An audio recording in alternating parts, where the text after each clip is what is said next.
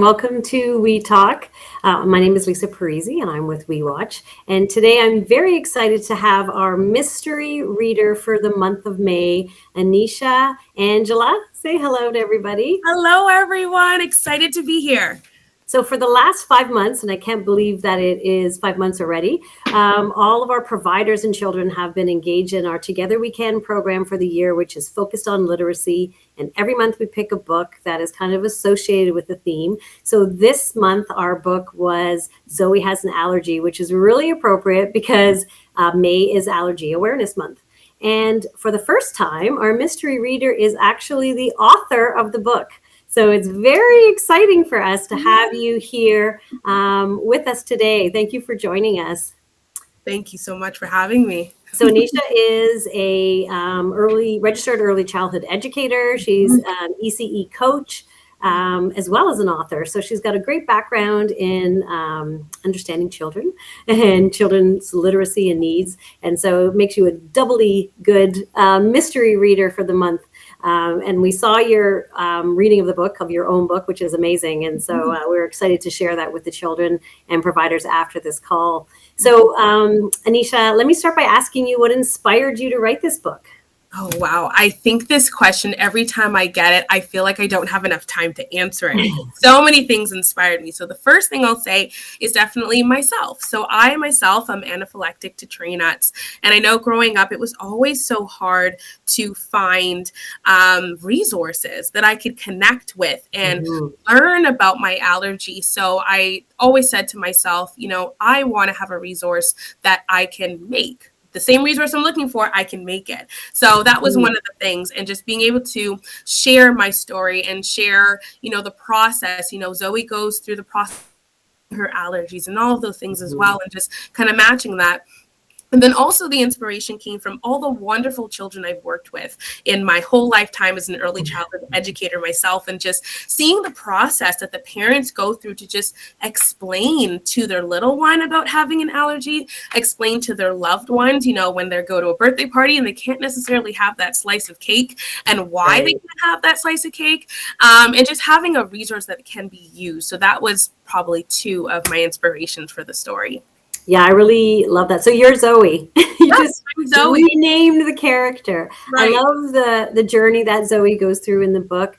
Understanding what an allergy is, trying to pronounce all the big words that go with it, anaphylactic and I can't even say it. Epinephrine. Epinephrine pen. Thank you. Pen.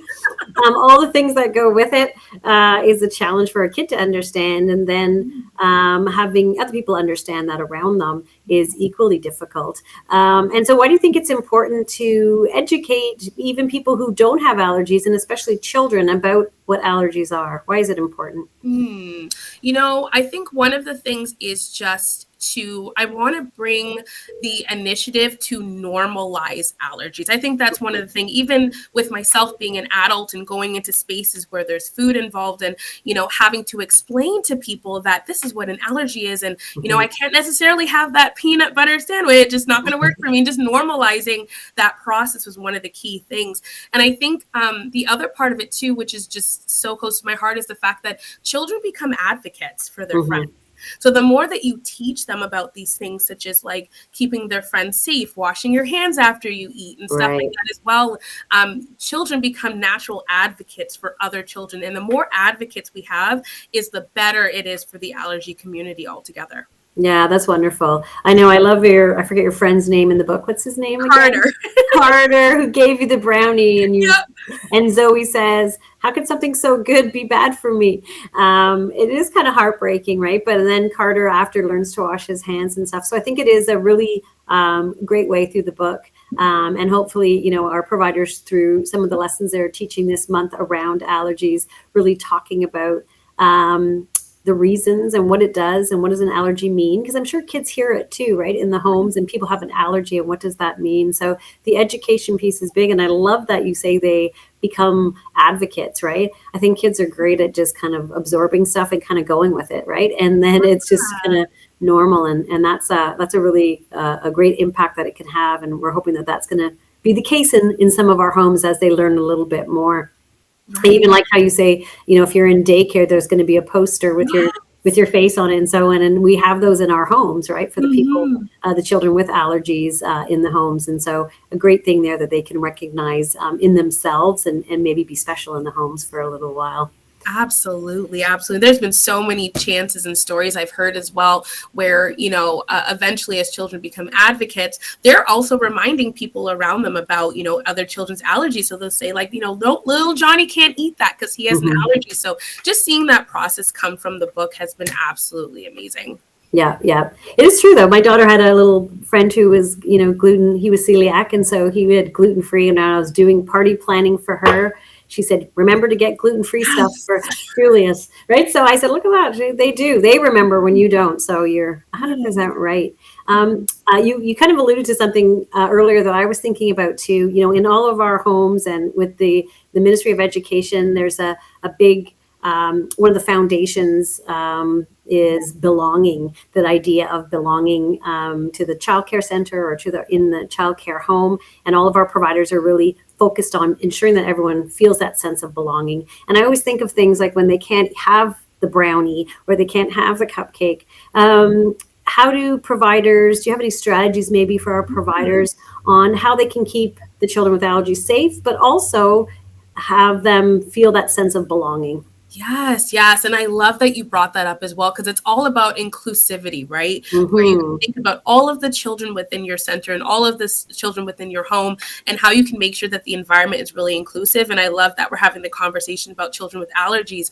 So one of the main strategies actually that I know that I've encouraged a lot of parents and also, centers to do is just maybe sometimes opting out of food options, sometimes finding, like for instance, like a birthday party where you have like the loop bags and you have food and stuff like that, maybe opting into, a special gift that's not food related. So you don't have to think about those things. And then also having all of the children be engaged in that same product or whatever it is that you want to have for that, because then it's the inclusive part as well. So I know a lot of the times parents, especially allergy parents, prefer opting out of food options. If Mm-hmm. that is an option, if you're looking to give a gift or something like that, that's always great. And just, kind of thinking back into the products that you have within your location, and kind of mapping out some of the allergies in that way and just getting rid of them altogether and kind of Mm-hmm. thinking of new ways to celebrate children in that way for sure. Yeah, those are some really good ideas. Mhm. I'm just reading one of the comments that are coming up in the chat, and someone is saying, Tracy's saying, "Hello from Windsor. A 3-year-old was excited to tell me about Zoe and her allergy, and Oh, she even said the word anaphylactic, which is quite a mouthful for a preschooler." So excellent. So obviously the book is resonating with the children, and they are engaging in some activities and learning about the different items that are causing anaphylactic and non-anaphylactic ideas. Any other ideas or strategies or thoughts you have for parents or providers, maybe around the idea of yeah. normalizing allergies or advocacy? Yeah, for sure. I think definitely with what Tracy mentioned is huge is just the vocabulary and getting that language and talking about anaphylactic and epinephrine and kind of having those words, because we tend to think that children sometimes they don't understand certain things, but they do. You give them the tools and they run with it. So definitely Mm-hmm. looking for those words that relate to allergy awareness and stuff like that and equipping them with those tools. Another thing, and this is more so of a story just to share, is just using the Sure. book as a resource. I Yeah. love the early childhood industry in general because there's always a book for everything. There's a book for potty training, there's a book for this, there's a book for not hitting, hands are not for hitting, and all of that good stuff. Yeah. Now having an allergy book, now this book can also be a resource. So I love that, We Watch has taken the extra step to include Zoe has an allergy within their program, but just looking for other opportunities to use the book. So Mm-hmm. an example I have is a parent was really nervous about their little one starting, daycare because they just weren't really sure about the process. And so what they did is they took the book, the child's EpiPens, and also, a little list of a few things to watch out for, symptoms and stuff, and put that together in a little package and provided that to the classroom. So just using the book in multiple different ways to explain things that you're not exactly sure how to explain is really key as well. But yeah, absolutely. Mm-hmm. It's such an amazing feeling to know that this book is being used in so many ways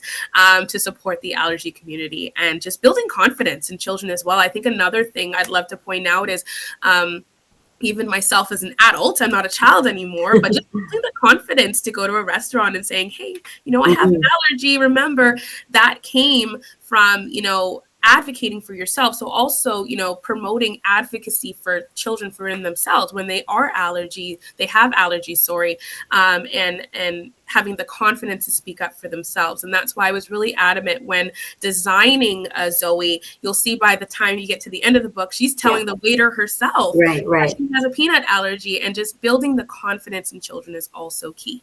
Yeah, I did enjoy that part a lot. I like that when she did tell the waiter that she has the allergy, which is great. And as you said, other children are going to remind you too when somebody has an allergy. And so understanding that importance of keeping everybody safe and building that sense of community, especially in our homes where they're a small group of children together, really understanding. I like the little pouch too, explaining the pouch with the special blue pouch with the pen. I can't ever say that word myself. I need to start practicing, as well as the bracelet. I guess a lot of children, do they have the bracelets? Is that a common thing as well? Yes, absolutely. Definitely. It's one of those things that it's kind of hit or miss sometimes, but they should be wearing an allergy bracelet that kind of, especially because when you deal with younger children that might not have the language to describe, it's great to also get an allergy bracelet because it will explain everything in case something happens. So that's why that was added in the book as well. Great. Well, I want to thank you for joining us. We were super excited to get your book. We are happy to support a Canadian, an author who's an ECE on so many levels, and a very good brand ambassador for We Watch as well. Anisha's nephew is in a We Watch home in Mississauga. He might be watching right now with Josie. So a great partner to We Watch, and we love the book, and we know that the kids are also enjoying the book as well. And so our mystery reader, the author, Anisha, thank you for joining us today. And the link of you reading your own book will be available right after this call. Thank you, everybody, and have fun with this book. Bye-bye. Thank you. Take care.